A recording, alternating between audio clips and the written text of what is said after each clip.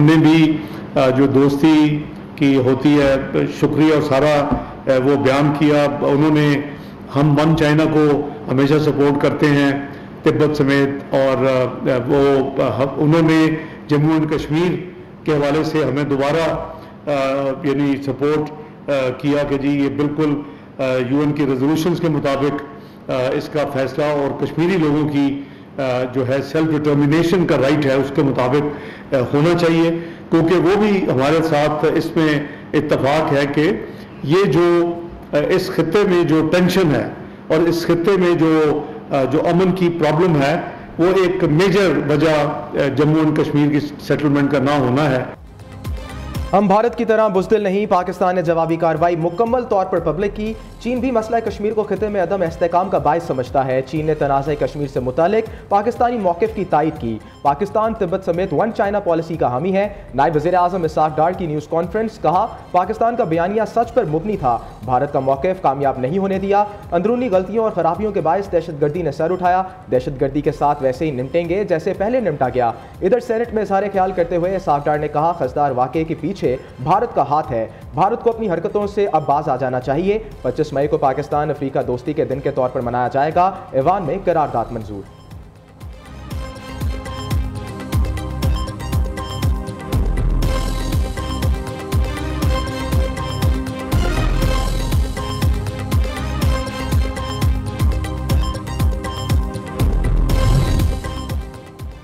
सिंतास मुआहिदा मुअत्तल हुआ तो कश्मीर में 6 दरिया पाकिस्तान के होंगे।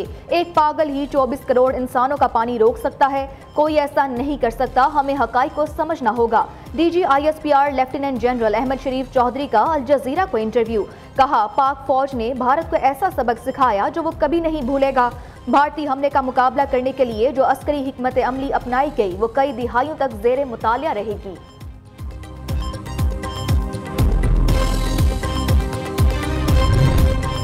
भारत की जानिब से सिंतास मुआहदे की गैर कानूनी मुअत्तली पर कौमी असम्बली में करारदाद मंजूर। हुकूमत से भारतीय इक़दाम का भरपूर जवाब देने का मुतालबा। इधर भारत की आबी जारियत किशनगंगा डैम से दरिया नीलम का पानी रोक दिया। दरिया नीलम में पानी का भाव मामूल से 40% कम हो गया।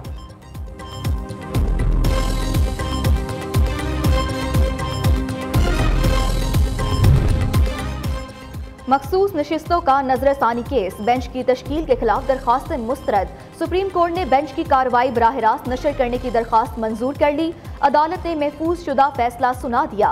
IT डिपार्टमेंट को केस की कार्रवाई बराह रास्त नशर करने के लिए इंतजामात करने का हुक्म।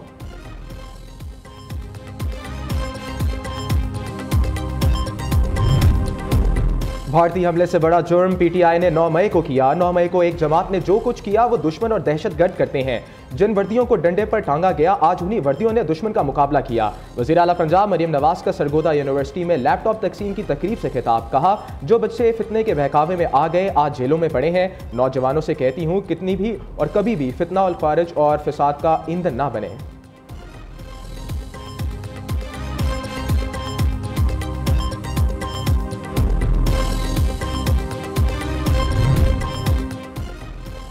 मोदी सरकार की इंतकामी कार्रवाइयां, भारत में मुसलमानों के खिलाफ बुलडोजर ऑपरेशन शुरू।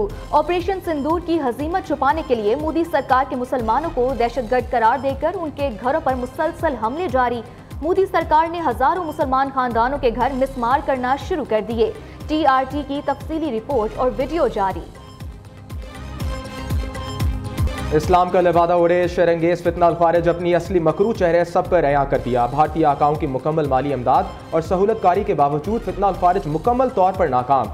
ज़राए के मुताबिक मासूम पाकिस्तानियों को शहीद करने वाले फितना अल-खारिज अब माली इस्तेसाल के जरिए अवाम को लुटने पर तुल गए। फितना अल-खारिज ने कानकनी के कारोबार पर 5% भत्ता आयद कर दिया।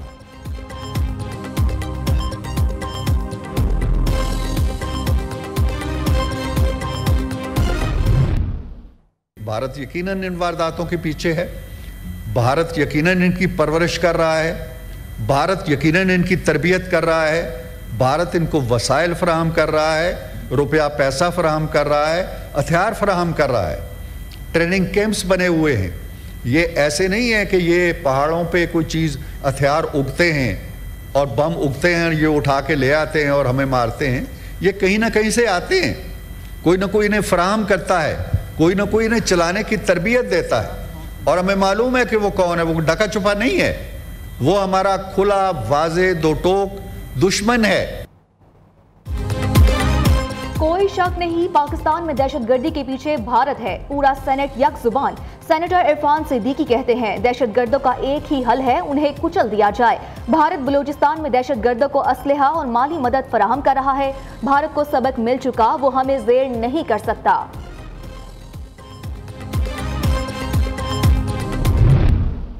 सर प्लीज अब हमारी एम्फेसिस और सारी जो बहस है वो इस पे होनी चाहिए कि हम इस बजट से कब हम तनख्वाहें बढ़ाएंगे, कब इंसेंटिव प्रोग्राम्स देंगे और डिफेंस के बजट को दिगना तिगना कैसे करेंगे और किस तरह फोर्सफुली इंपैक्टफुली हम इस वॉर को आगे फ्रंट फुट पे जाके अपनी ताकत का मुजाहरा करते हुए इसको जीतेंगे। हमें तरक्याती काम रोककर दिफाई बजट बढ़ाना चाहिए। सेनेटर फैसल वाफिया ने दिफाई बजट से 2 से 3 गुना बढ़ाने का मुतालबा कर दिया। कहते हैं हुकूमत को अपनी शाह खर्चियां कम कर दिफाई अदारों की तनख्वाहें बढ़ाना चाहिए। दफा मजबूत होगा तो मुल्क तरक्की भी करेगा।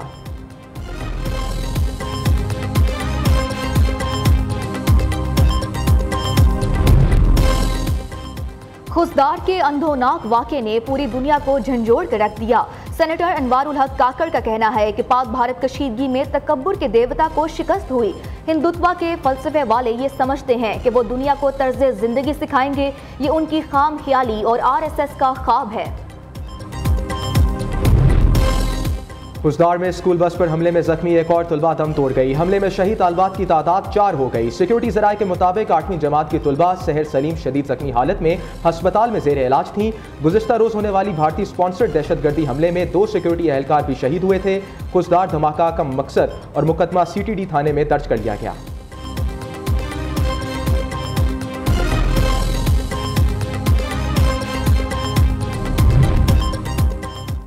गुरपतवंत सिंह ने खुसदार हमले का जिम्मेदार भारत को करार दे दिया। सरबराह सिख फॉर जस्टिस का कहना है कि भारत ने बलूचिस्तान में दहशतगर्दी करके मासूम बच्चों की जान ली। शवाहिद से वाज़ेह है कि दहशतगर्दी का वाक़या भारतीय प्रॉक्सीज ने मोदी सरकार के कहने पर किया। मासूम बच्चियों के खून के पीछे मोदी का हाथ है। पूरी सिख कम्युनिटी शोहदा के लवाहिकीन के साथ खड़ी है।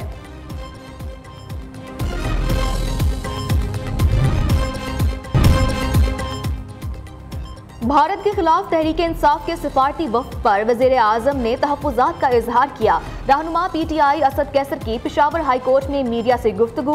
कहा शहबाज शरीफ बताएं मोदी को शादी की तकरीब में बगैर वीज़े कैसे बुलाया। नवाज शरीफ ने भारत या मोदी के खिलाफ कोई बयान नहीं दिया।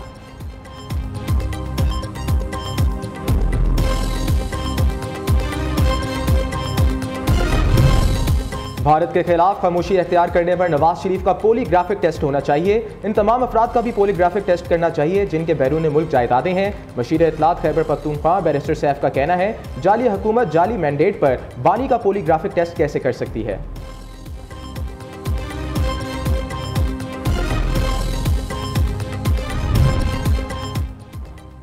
सेनेट के लिए पंजाब की जनरल नशिस्त पर ज़िमनी इंतखाबात। तहरीक इंसाफ ने महर अब्दुल सत्तार को टिकट जारी कर दिया। महर अब्दुल सत्तार नून लीगी उम्मीदवार हाफिज अब्दुल करीम के मद्दे मुकाबिल इलेक्शन में हिस्सा लेंगे। जुल्हज्जा के चांद की पैदाइश 27 मई को सुबह 8:02 पर होगी। स्पार्को के मुताबिक गरूब आफ्ताब के वक्त चांद की उम्र 11 घंटे 34 मिनट होगी। 27 मई को मुल्क भर में चांद नजर आने के इम्कानात ना होने के बराबर। यकम जुल्हज्जा 29 मई को मुतवक्के। शाहपुर कांजरा लाहौर में मवेशी मंडी सज गई। मंडी में राजा और बबलू की धूम। मालिक ने 1 करोड़ रुपए की डिमांड कर दी। मंडी में सहूलियात के हवाले से व्यापारियों का इजहार इत्मीनान।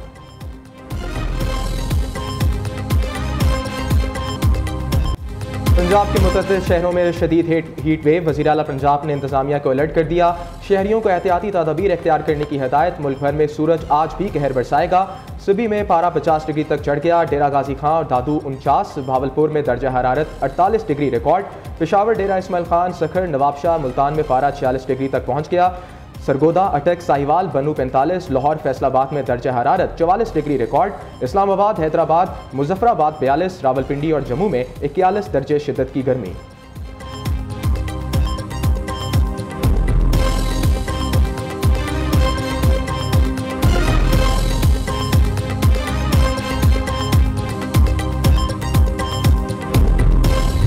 और PSL एलिमिनेटर में आज लाहौर कलंदर्स और कराची किंग्स में जोड़ पड़ेगा। दोनों टीमें रात 8 बजे गजाफी स्टेडियम लाहौर में टकराएंगी। रशाद हुसैन की कलंदर्स में वापसी। जीतने वाली टीम का दूसरे क्वालिफायर्स में कल इस्लामाबाद यूनाइटेड से मुकाबला होगा।